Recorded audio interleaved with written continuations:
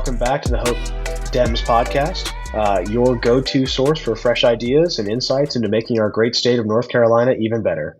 Joined by my co-host, William Munn, chairman of the Hoke County Democratic Party, as always. William, you nervous about the Philadelphia schedule, or you ready for another 8-8 season and early playoff exit already? I think we're gonna go. I think we're gonna win 14, man. I think we're gonna win 14, and we'll safely win the NFC East because we don't have very much competition. Well, we'll see. Sorry, froze there for a second. Didn't hear any of that. I was ready for more trash talk, but unfortunately, like Dak Prescott in the playoffs, I froze. So today we're thrilled to have a special guest with us, Kathy Batt, your candidate for the North Carolina State Senate. District 24 is joining us. Kathy, or Batgirl, as her supporters have dubbed her, is a U.S. Army veteran, recognized as the first woman by the U.S. Army to fly in combat during Operation Urgent Fury in Grenada. She then served 20 years as a special agent in the FBI. She served a brief retirement before coming back to public service and is currently running in Senate District 24, covering Hoke, Robeson, and Scotland counties. Welcome to the show, Kathy. Thanks so much for having me. It's a pleasure to join you today. Well, let's start with a bit more about you. Pause for applause. My bad. Let's start with a little bit more about you. How has your service, both in the military and the FBI, affected the way you view politics, and what led you to throw your hat in the ring and run this year? Well, I served my country for 31 years, first in the Army and then in the FBI. And I made a lot of sacrifices because I believed in the idea that is the United States. And while in the Army, I learned firsthand that a number of other soldiers did not share my vision of liberty and justice for all. During a barracks inspection, a surprise barracks inspection, we found Nazi and other white supremacy materials in one of our barracks. I learned that there's a network of soldiers who were out there to get, not to serve the country, but to further their own agendas and get training, tactical training. Now, I felt good about how the Army used the Uniform Code of Military Justice to handle this situation and put all those guys out. So I did not believe that people like those soldiers would ever gain a foothold. But then in 1995, Timothy McVeigh blew up the Murrah building in Oklahoma City and killed 168 people. Some of them with women, children, and babies. A short time later, like the next year, I joined the FBI. Again, thinking the country that I fought for was not in danger of being toppled by extremists. Then I was assigned to a squad that investigated organized crime in New York City. It was challenging to bring a criminal case, but I managed to get a racketeering case indicted. It was scheduled to go to trial in October 2001. But everybody knows what happened on September 11th, 2001, and that put criminal cases on hold. It was a terrible time, but I felt like we got through it together. It was good to be an American. The world was behind us fighting terrorism, and there was an emphasis on investigating foreign terrorism for a long time, and that really felt right. But eventually, over a couple of years, some of us in the FBI became aware of the rise of domestic terrorism. And it took the FBI a long time to pivot and focus on that. So in 2020, I had retired from the FBI. I was working for the Board of Elections on Election Day. And my job was to keep order. And it was more of a social visit with my neighbors. Then crazy white guys in a camouflage pickup, wearing camouflage gear, drove by brandishing assault rifles. It freaked everybody out. But they just drove by and they didn't come back. So, didn't really think of it, but I was kind of thinking something might happen during the inauguration. So I was surprised on January 6th, the coup attempt, but apparently a whole lot of people knew what was going to go on, and it doesn't seem like anybody did anything about it. And it was, all of this was on my mind when I was asked to consider running for North Carolina Senate in this district. And for those reasons, I couldn't say no. And also, there was only a Republican running in this seat who votes lockstep with the National Republican Party, who pretty much led that coup. So that's why I'm running, and I'm running to help this district also.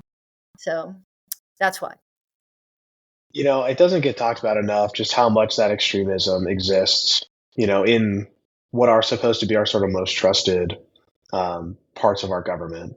As someone who has finished his time in the Army as of this morning, actually, it is incredible. And I, as much as I have, so much respect for 98% of people in the armed services, like those 2%, like there is an extremism problem. There is that problem. There are people who don't want to see the same America exist today that we do. They don't like multiracial democracy. They don't like freedom of the press, freedom of protest. They want everyone to like and think the way they do. And if not, they're not welcome here. And that's what we got to fight against. So, Absolutely. what a compelling story. And thank you for getting involved.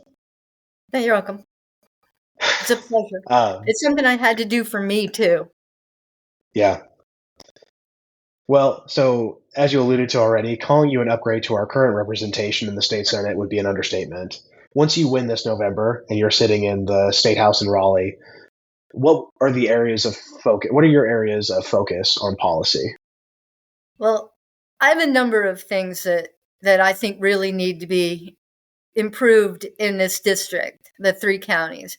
But by far and away, the most critical is public education. And it's an issue facing the entire state of North Carolina because of the lack of funding that the state gives the counties. And the counties, our district, all 3 counties, don't have a property tax base that would allow us to put a bigger allotment to support public education. And then instead of giving extra money to our district and other poor districts, North Carolina, the legislature, the Republican-led legislature, is defunding public education. They're taking money out of public education and giving it to private hands. To this year, they've taken $1 billion, $1 billion out of that fund. And I've been to school boards. I've read the minutes of the other school boards, all of it, about funding. Every single county, all 3 counties, have a deferred maintenance list that they cannot afford to address. And teacher pay is so low that the base teacher pay that the state gives is near the bottom in the country. And then you look at it at Hoke and Scotland and Robeson, don't have enough money to give a better supplement to teachers, and we're bleeding teachers. I know that Robeson County lost 150 teachers last year. I'm not sure how many Hoke and Scotland lost, but there's a net loss for all 3 counties, and they're propping it up with substitute teachers who, when they first start, they're getting like $15 an hour, and they don't have to be qualified. In fact, in some cases, it's just sort of like having a babysitter. It's like somebody to keep the kids in line. And there are schools in this county, in this district, every day that don't even have enough like substitute teachers for one teacher in every class. So the way this is going, the wealthier counties are going to be able to get by for a while as the school fund dwindles. But by 2033, by the legislature's own estimate, they're going to be taking $5 billion out of the public school fund. Now, public schools have fixed costs. No matter what you do, how many students you have, that public school building still sits there. The buses, the equipment, all of that stuff, if you don't fix it, you lose it. So that's going to be a huge problem with the big Robeson County's the biggest county in the state. If they start cutting down on classes, they're going to have to buy more buses because they're going to have to be busing kids a long way to get to school. And they're putting the money into private hands that we don't know what they're teaching those kids. They don't have to say. They don't even have to test them. And it has been reported that in all 3 counties, there are private schools who have more vouchers than they have students. And when that's brought up, oh, that's just an accounting area. We'll fix that accounting error. Yeah, I'm sure you're going to fix that accounting error. So, like, those tax dollars are our tax dollars leaving the public school fund and going into private hands, and that's got to stop. So that's my first thing that I'm going to get up there and work really hard to do, is to stop that, to stop vouchers. And I don't have anything against private school. You want to send kids to private school? Great, send them to private school. Pay for it yourself. It's like, well, we all should have a car, and maybe I should give you some tax money so you can buy a BMW, and I'll drive a Volkswagen 1962 Beetle. That's not right. So that's my big issue. I'll work on other things too, but that would be the thing I bang my head against first. No, I think that from you're running to represent 3 counties in southeastern North Carolina, all 3 of which have deep socioeconomic challenges, and so public education really is the bedrock and the path forward for economic development and equitable prosperity across the board. On a previous podcast, we talked with Daniel Franch about this about the defunding, purposeful defunding of public schools, Right. when it was just being it was a concept then, but certainly now it's being moved forward. And we're hearing things like failing public schools, failing public schools, failing public schools. And we all know that, since the Republicans took over in 2010, they have intentionally kneecapped the public schools time and time again. And I want to say this loud and clear for our audience. Southern legislatures, Republican legislatures, take their orders or marching orders from ALEC, ALEC, the American Legislative Exchange Commission, which is essentially a policy shop funded by, billionaire, and this is open, everyone knows who they are, billionaire Koch brothers and all those other folk, to create model legislation to change society in the South. And so you'll hear something crazy come out of Texas, and the next thing you know, it's happening in Mississippi and Alabama, in South Carolina. I almost said South America, but South Carolina, in rapid succession. Then you'll see a little tweak for North Carolina, because North Carolina is slightly more progressive than the rest of the old Confederacy. But that's because the legislation's already been written. There used to be a organization that both aisles of state legislators would go to and sort of figure out how to build legislation that was sort of middle of the road. And so the Republicans abandoned that in mass and then decided to go with ALEC. I say all that to say it's a long way of getting there. I think part of their long-term goal is resegregation. And the easiest way to do the resegregation of the future is to funnel kids away from the public schools, which is and always has been since integration, reflective of society. And so what we have now is the incentivized system in my eyes of de facto resegregation, and it's frustrating to watch. So I want to say that explicitly clear. What we're seeing now is our legislators betting on the latent racism and fear of brown and black people. And then if you label something failing with the racial undertones, it gets stuck in people's hair. And so watch out for those buzzwords and be ready to push back against the audience. So I think I think it's going to be challenging to push back against, a lot of what the legislature is doing. Are there any innovative things to come to your mind that communities like Hoke, Robeson, and Scotland can do in lieu of state funding for schools? Is there a role for the federal government, lobbying of the federal government to step up and help fund public schools? Maybe that's we've seen where the federal government has had to make direct investments to local governments because Southern governments have done all they can do to stop money and resources flowing to Black and brown communities. What comes to mind, in terms of resource allocation or resource systems that can help circumvent what we know is a 10-year plan by the Republican legislature? Well, I want you to get your Kleenex out because I'm about to tell you bad news.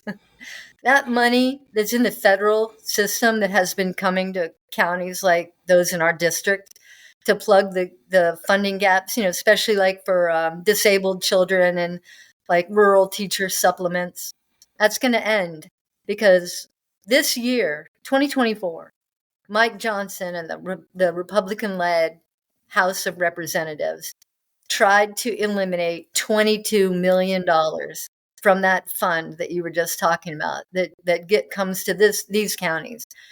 And if if a Republican wins the presidency and if they get a super majority, or even if it's just one house, it's not going to get better. It's only going to get worse.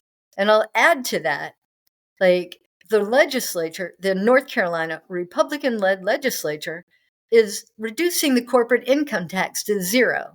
That's minus $2 billion. And they're talking about lowering taxes. Well, that, I don't know what private schools are going to do. That $2 billion out, I don't know how they're going to fund private schools at that point. And at some point, like there's this book, Schoolhouse Burning. I just got it. I haven't finished reading it yet. But it just exactly what you're talking about. Like back when Brown versus the Board of Education was first passed, that was North Carolina's like sneaky way, like, oh, we'll do private schools and we'll cause segregation by, private schools and like only white people will be able to get in them. Well, we're going back to that. And I think you're exactly right. I think it's on purpose. And, they have pet women, that are good. They say, oh, women are bad. They're stupid, except for you. They're doing that to Black people too, and people of color. You got your Tim Scott, you got your Absolutely. Lauren Boebert. They're just pets. They're just pets to Yep. the hierarchy. Mm-hmm. And so Mm-hmm. I don't have anything that I can say to make you feel better because I don't think there is anything. But what can we do about it?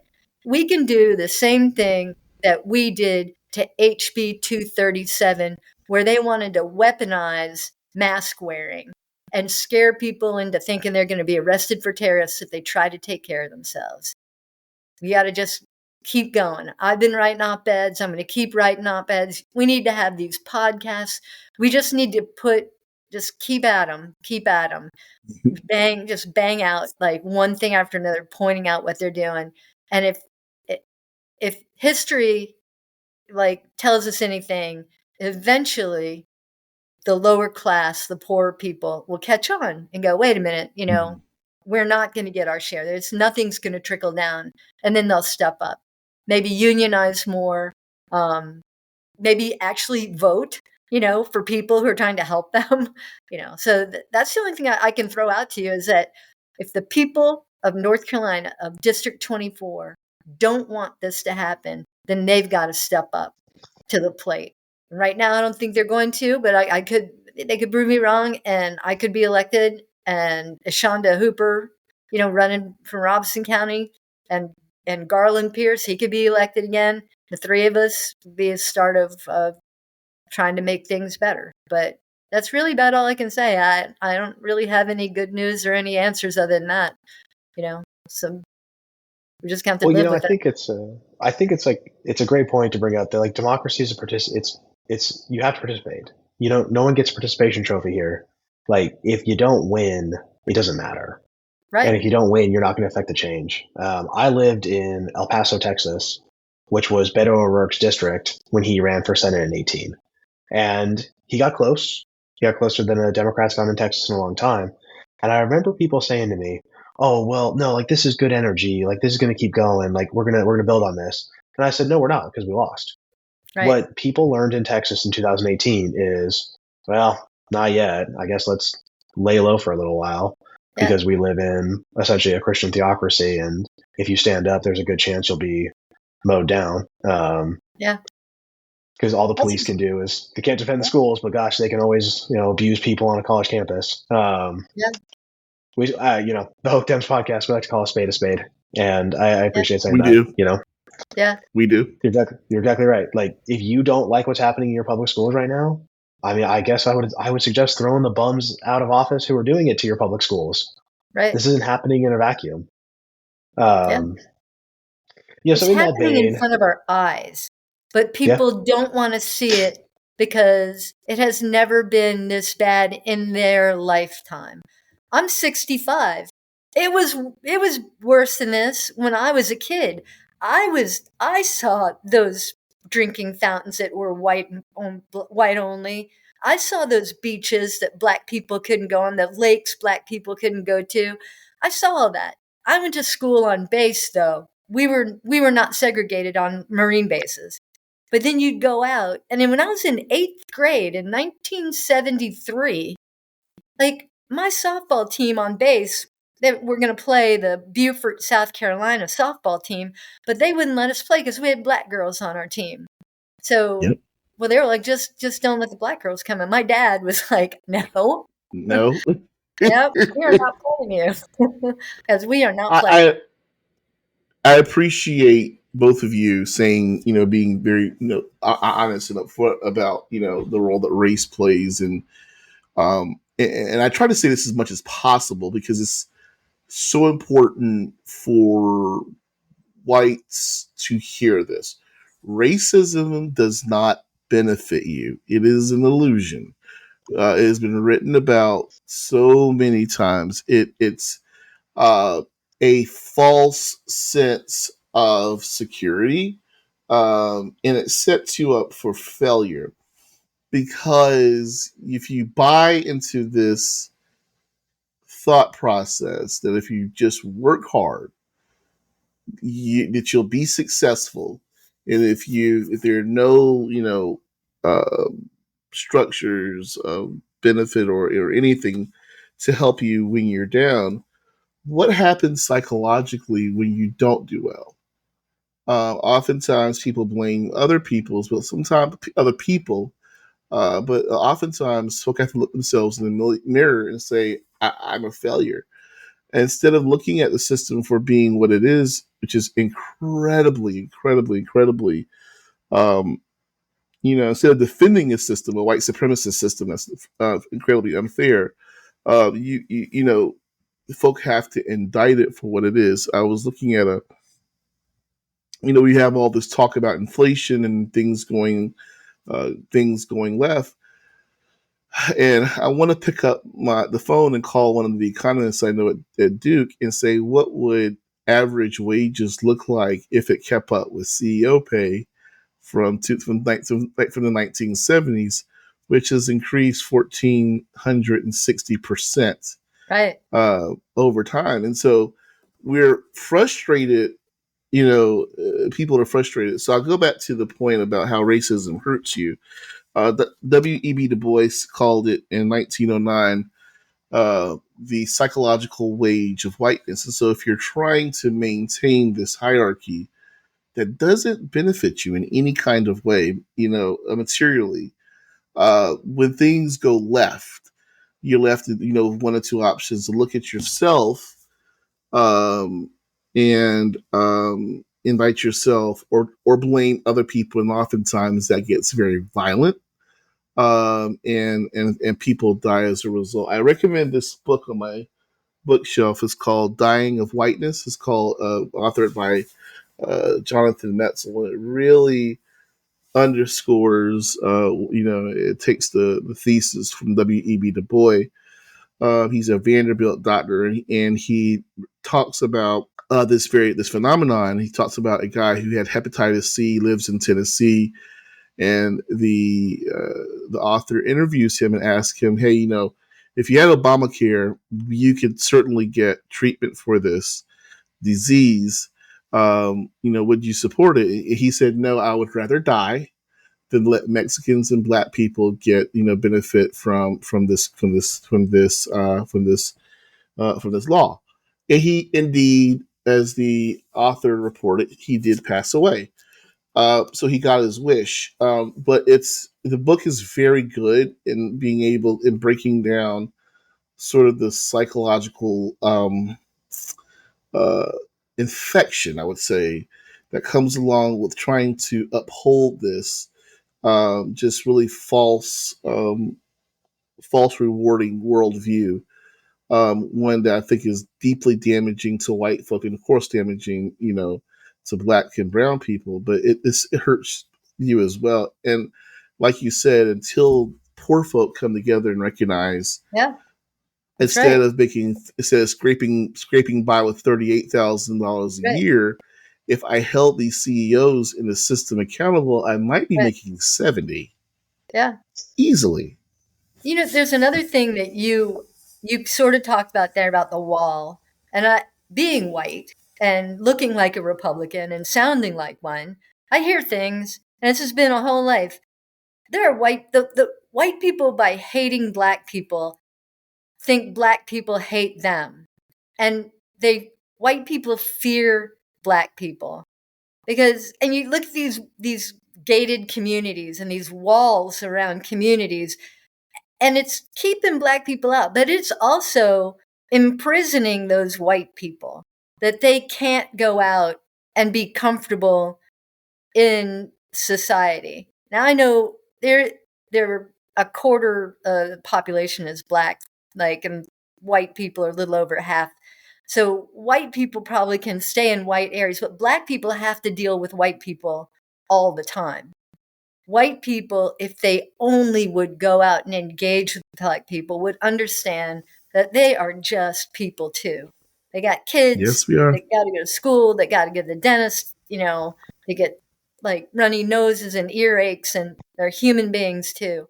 But they won't look at that because it might make them change their mind, and they're afraid of that. And it's like we were talking about, if they're afraid, it's like Robeson County is very much like this. It works on the patronage system. If you say something bad about a Republican, well, you just might not get any business, or people just might, come and look at you ugly or something.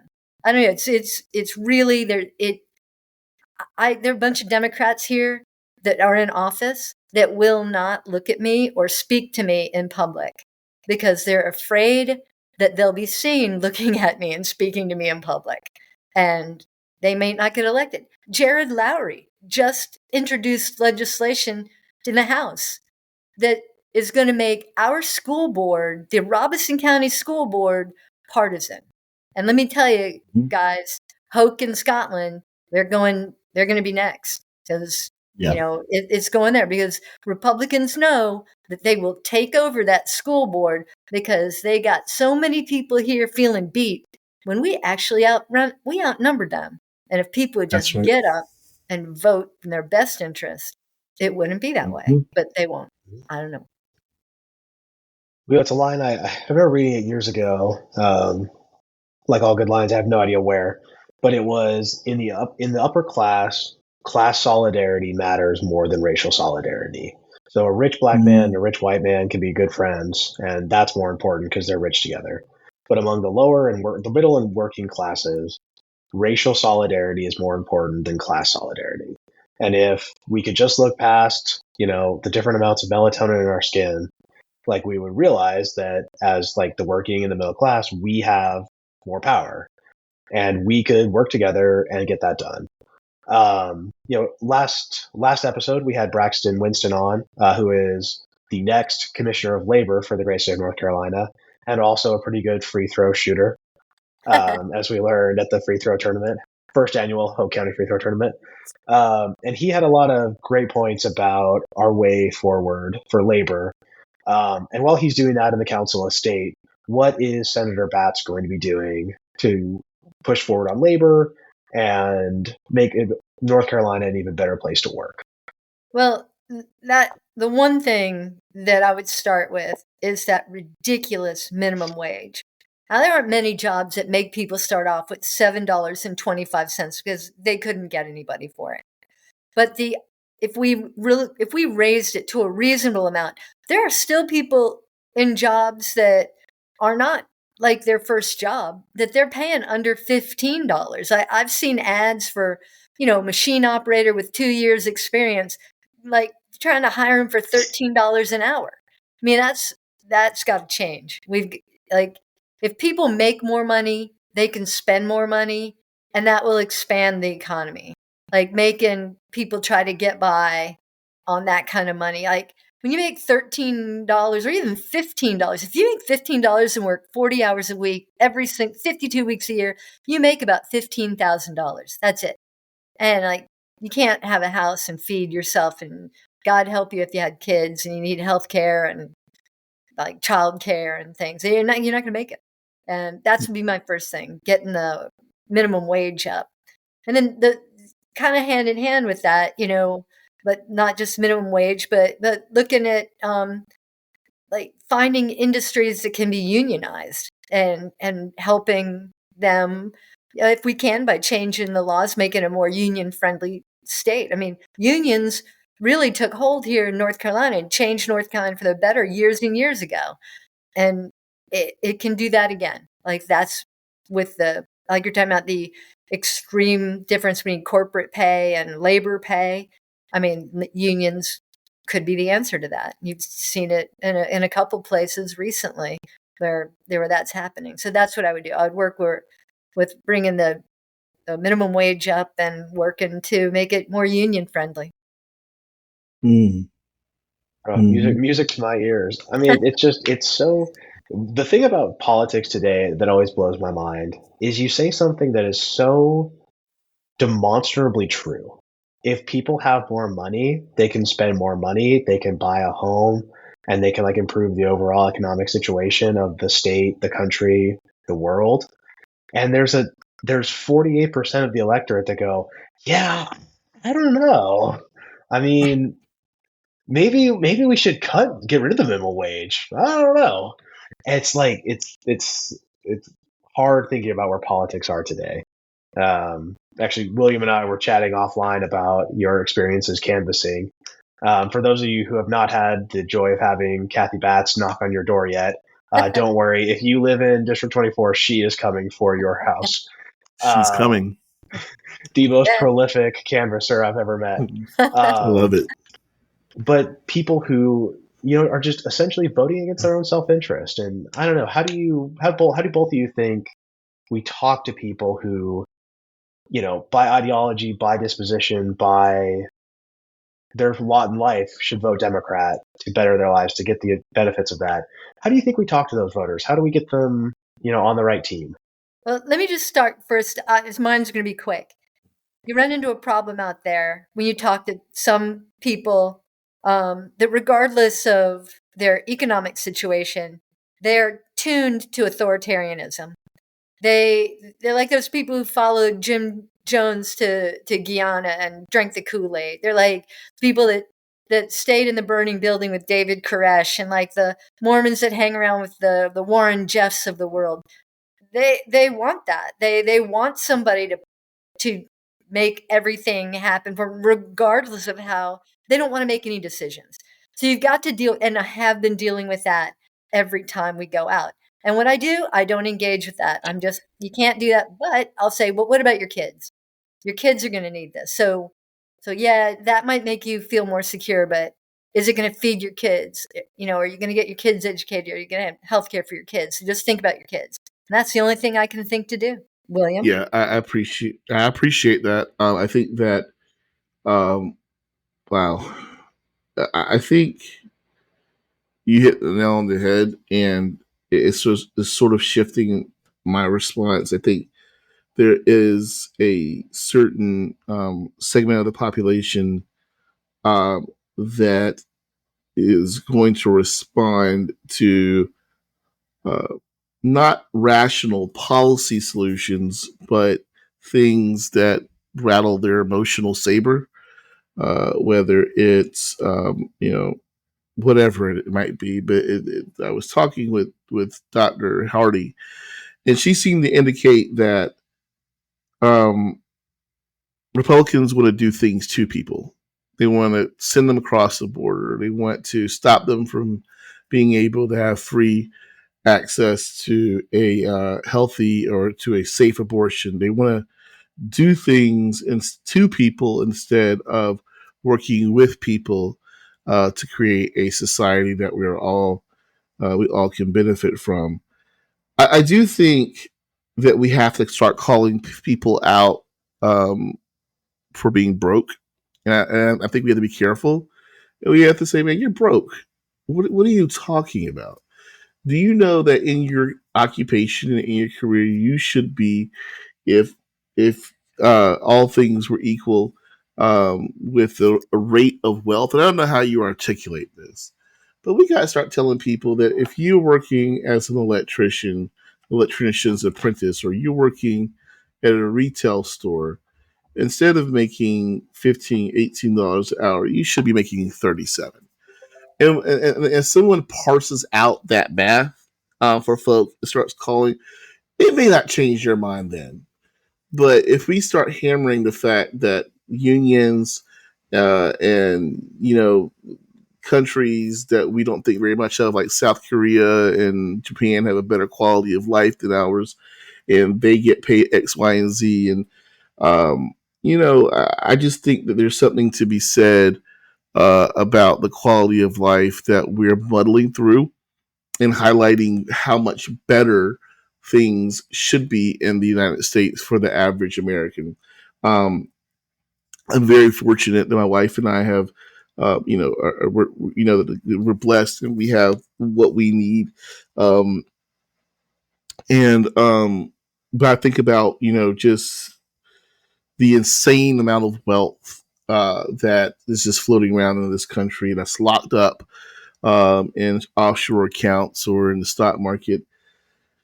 And how, if we were more intentional about, and people weren't subscribed to the system of what I call a neo-feudal system, that the wealth could be more evenly distributed. But you have to, in order, whenever we start talking about that, Republicans prey on on voters, independent and more conservative leaning voters, by saying the people, if you do that, then people who don't deserve the money, they don't deserve the wealth and the fruits of America, they'll get it too. And so what they'll end up doing is cutting their own throat to maintain a system that is legitimately oppressing them. And so um, I think lifting it up and calling it out again, I don't think it's going to change a lot of minds right away, but it's a seed that's planted. And if someone comes and tells me, who's a reputable source, hey, you're a machine operator, instead of getting paid $13 an hour, you should get paid 30. People are going to start doing the math. And they start to think, well, hey, maybe this person is right. And so instead of, propping up a system that keeps you, scrapping, maybe you should rise up and figure out how to hold these fat cats, accountable. Yeah. Well, I know you meant to say North Korea. You said South Korea. I only say that because in 1988 and 89, I was actually in the army in South Korea, and it was still a lot under the military rulership. And they've turned their economy and their country around. And how they did it was they liberalized, they let go, they became less authoritarian, and it helped their country become an economic powerhouse that, it's just night and day different than when I was there. And Absolutely, we could do that. But you're about North Korea, having. Did I say North Korea? No, you said South, but I think you meant North, didn't you? No, I meant South Korea. We should be more like South Korea. I meant more like South Korea, because South Korea, and the reason it tipped me off is I South Korea, like all across the peninsula, has high speed internet. Like high Right. speed internet, high quality of life. Right. Public transportation is just a Yeah. dream.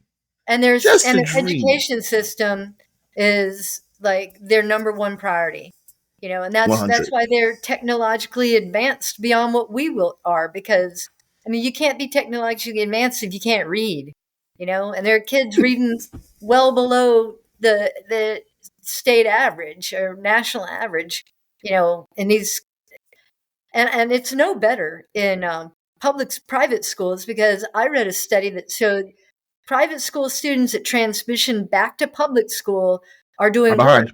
They're 100%. doing worse than public school students. So, You, you know, you hit the nail on the head. I think we have to uplift the fact. We beat our chest. We're the biggest, best country in the world, and in a lot of metrics, we're not. And it's yeah, okay to say that, yeah, because there are other countries who have decided to invest in education and infrastructure, and they're reaping the benefits, and they will continue to do so. yeah, Yeah, yep. Well, I feel better. We've solved the world's problems, or at least identified them. sure. I mean, absolutely, absolutely. Man. I appreciate it. So as as we move into June, we've already started hitting temperatures um, of 90 degrees. I am in the environmental advocacy space. That's what I do for my day job.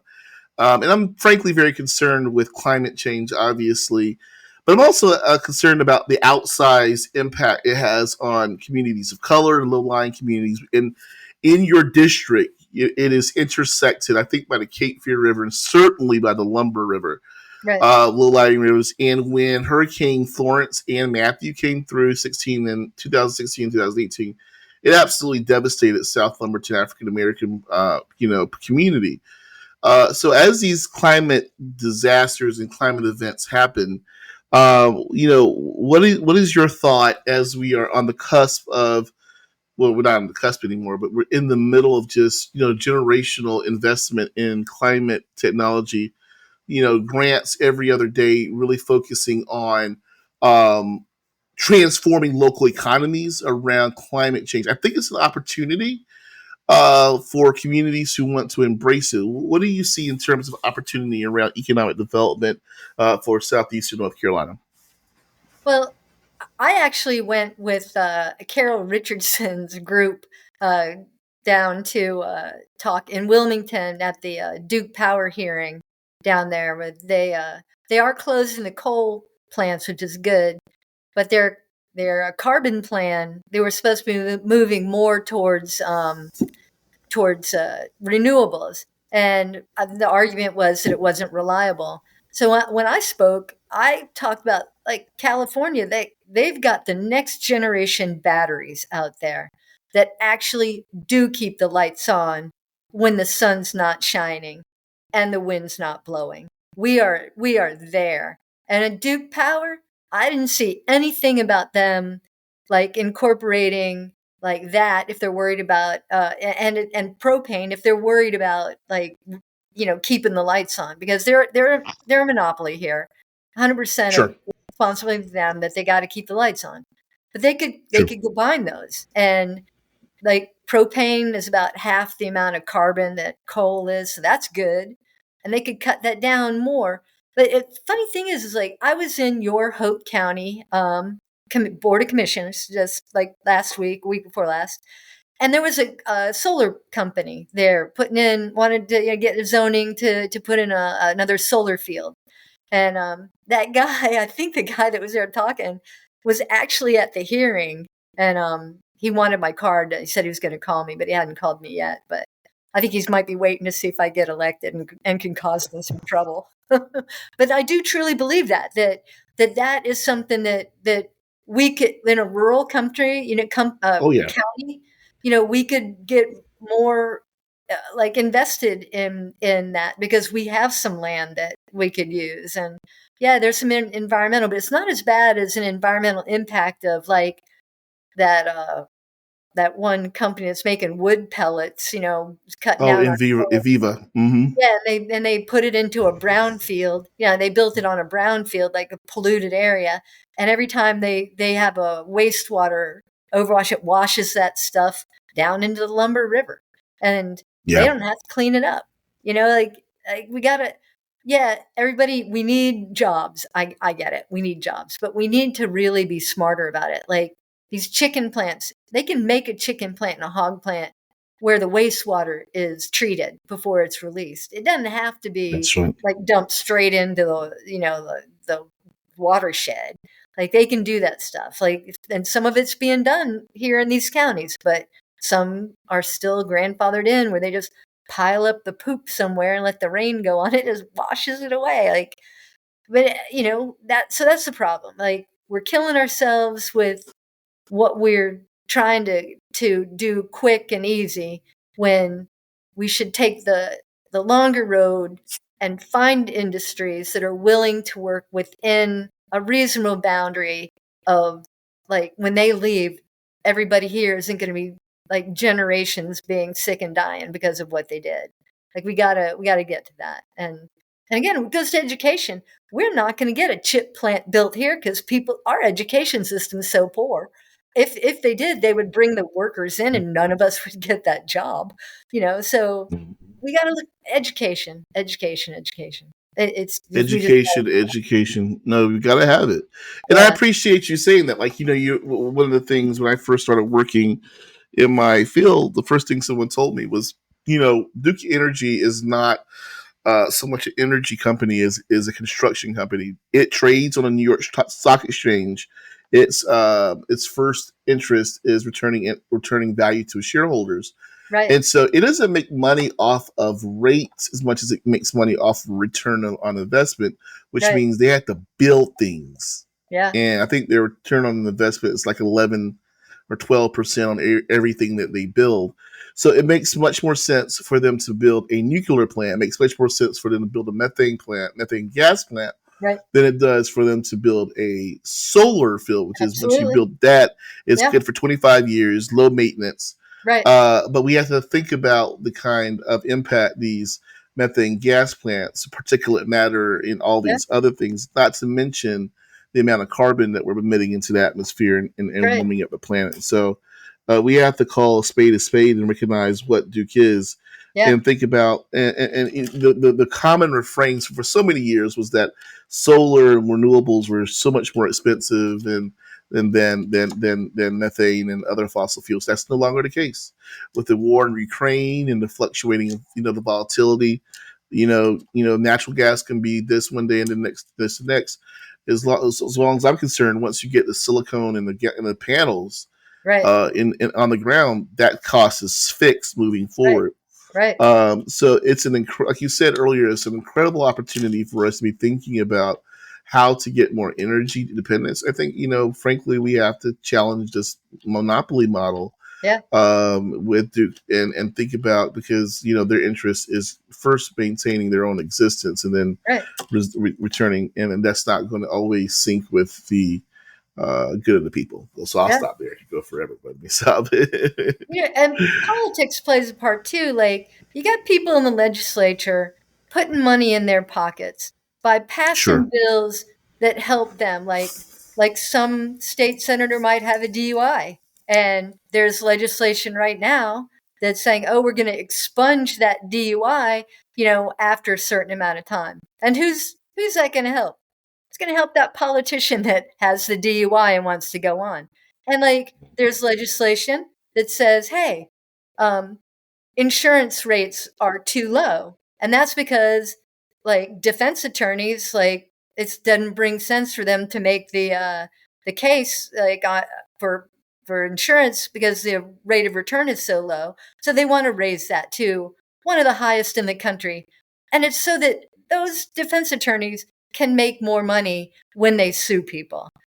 And that's what it is. I mean, you can look, you can see these crazy laws coming through absolutely against the public interest and in the public and in the private Private. like whatever I'm trying to say, interest, Private private yeah, yeah, yeah. politicians. Yeah. Yeah. So just saying. No, you're exactly right. I think y'all are, again, solve the world's problem for the second time. But just laid it out. Like, we're not going to be competitive. You brought up the war in Ukraine, the effect on natural gas prices. Right. But to bring up the other sort of great geopolitical adversary, like the Chinese are producing more solar panels than the United States and the European Union combined year on year on year on year. Like, if you actually have genuine concern about like America's place in the world and fighting climate change isn't your first or second biggest issue, you're out of your mind. If you don't like the immigration issues at the southern border and climate change isn't top of mind, you're just fooling yourself. Like, it's insane, and it's insane that it keeps happening. But it's our job as Democrats to beat the drum. We talked a little bit before we started recording, but on insane things happening in the state legislature right now. The anti-masking bill, even for public health interest, for people who are immunocompromised, soon to be Senator Batt. Good thing or bad thing? Well, it's not going to happen. They voted it down. It started in the House, was passed over to the Senate, who passed it with some changes, went back to the House, and because of the incredible, like, nationwide outcry at this, they've dropped it, or tabled it. It may rear its ugly head later, but right now we don't have to worry about that. That's in the back burner now. So we did good. We can all applaud ourselves. We did Rare it. We good did news. Some rare good news out of the legislature. Well, I think we've covered a lot of ground today. Unless there's anything else y'all want to talk about. I'm good. I have enjoyed this. It's been great, laying it all out. I think we have to say the hard things. And I really enjoyed doing that with you, ma'am. Yeah. Excellent. Well, thank you for joining us today. You brought us a lot to think about. I hope our listeners got a lot out of this, learned a little bit more about you. If they want to continue to learn more, they want to volunteer and stay up with you and your indefatigable door knocking, where can they find more out about your campaign and how to support you? If you go on battforsenate.com, that's me, BATT 4 Senate, SENATE.com. There's a contact page. You can get me on that. You can hit me up on Facebook at Kathy Batt for NC Senate, or Twitter at Kathy, KATHY 4 NC SENATE Senate. You can hit me up on any of those. I've got cards out there. You can probably even Google me and find out how to get a hold of me. I seem to be everywhere now, shooting baskets and everything. I was about to say, because I wanted to say to our audience, Kathy's an incredible basketball player. She did her thing.